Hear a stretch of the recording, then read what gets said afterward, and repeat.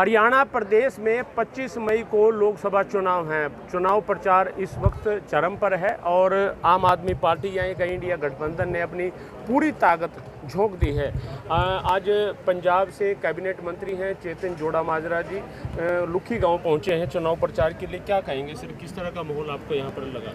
देखिए, मैं यहाँ पे लुखी गांव में आया, लोगों में बहुत उत्साह है। लोगों ने पिछली सरकार देखी है, लगातार 9 साढ़े 9 साल हो गए तो उस सरकार को भुगत रहे हैं और देख रहे हैं कि जो वादे किए थे उन पे खरा उतरे हैं या नहीं उतरे। लेकिन सभी की एक ही बात है कि जो वादे किए, एक भी वादे की तो बात ही नहीं करते। वो हवा में उड़ रहे हैं, हवा में बातें कर रहे हैं, हवा में हर एक बात है जो हवा में ही है। हकीकत में ग्राउंड में कुछ भी नहीं है। लेकिन अभी जो 2024 की इलेक्शन है, इसमें बीजेपी को सबक सिखाने की सभी ने सोची हुई है और ठान लिया है कि बीजेपी को सबक सिखाएंगे और इंडिया अलायंस है जो उसको बड़े मतदान से वोटें भी डालेंगे और बड़े मार्जिन से जिताएंगे। और हरियाणा की 10 सीटें जो बीजेपी के हाथ से निकलती जा रही हैं, उन्होंने तिकड़मबाजी तो बहुत की है लेकिन अभी कोई काम आ नहीं रही है। जैसे हम समझते हैं ना, जैसे अभी खट्टर साहब को चेंज करके उन्होंने नायब सैनिक को बनाया, वो बात होगी कि जैसे कत्ल कर दो और उसके बाद माफ़ी मांगने चले जाओ। 9 साल कितना रौंदा है हरियाणा को और अभी चेंज करके नायब सैनिक को बना दिया। अभी लोग सभी समझदार हैं तो सभी जानते हैं कि ऐसे चलेगा नहीं। 9 साल जो लूटा है, लूट मचाई है, लूटपाट किया है, उसका जो हिसाब है वो लोग मांग रहे हैं, उनको हिसाब देना पड़ेगा। और कैसे लोगों के साथ विश्वासघात किया है, अभी लोग समझदार हैं, अपने मत का अच्छी तरह से इस्तेमाल करें।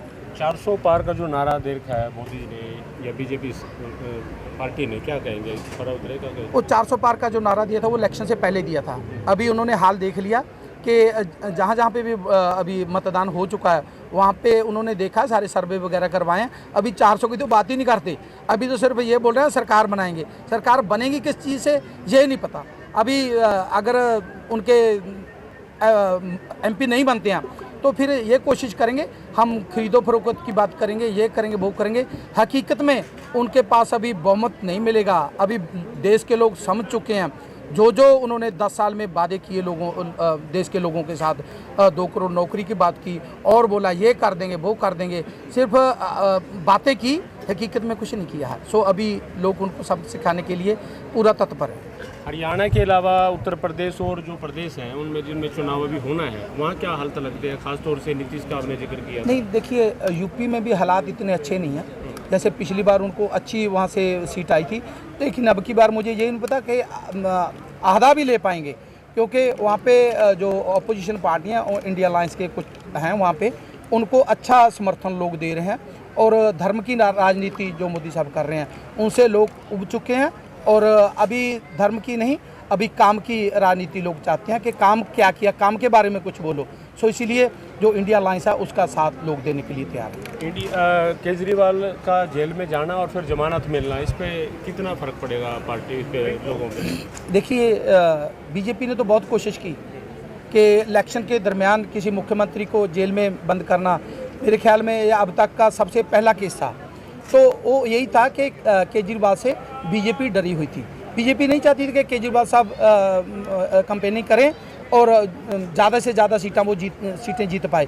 उनको रोकने के लिए उन्होंने ये तिकड़मबाजी की, लेकिन उस केजरीवाल साहब को जेल में डालने की वजह से लोगों में सिंपैथी जुड़ी और बहुत से लोग बीजेपी के खिलाफ होकर उसके अगेंस्ट वोट डालने के लिए तैयार। तो यहाँ से भी भारतीय जनता पार्टी के जो उम्मीदवार हैं पहले कांग्रेस में हुआ करते थे, उन पर भी आरोप लगते थे, जो पिछले चुनाव में भी लगे जब यहाँ से लड़े थे।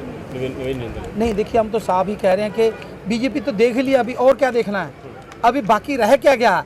सो अभी जैसे जिंदल साहब, उनको तो कोई वो टिकट थोड़ी मांग रहे थे, उनको तो पकड़ के दिए गए, लड़ो आप, बस बात खत्म। देखिए, जिंदल साहब को कुछ नहीं, वोट नहीं डलेगी। यहाँ से बड़े बहुमत के साथ सुशील गुप्ता जी जीतेंगे और संसद में जाएंगे और कुरुक्षेत्र की बात है जो संसद में करेंगे। तो हरियाणा से 10 की 10 सीटें और इंडिया गठबंधन एक तरह से पूरे देश में परचम लहराएगा, इनका कहना है। आप देख रहे हैं पंजाब केसरी, रणदीप रोड, पंजाब केसरी TV, कुरुक्षेत्र। हमसे जुड़े रहने के लिए हमारे YouTube चैनल को सब्सक्राइब करें और नई वीडियो की नोटिफिकेशन के लिए बेल आइकॉन को दबाएं। अगर आप ये वीडियो Facebook पर देख रहे हैं तो लाइक जरूर करें और ज्यादा से ज्यादा शेयर करें। धन्यवाद।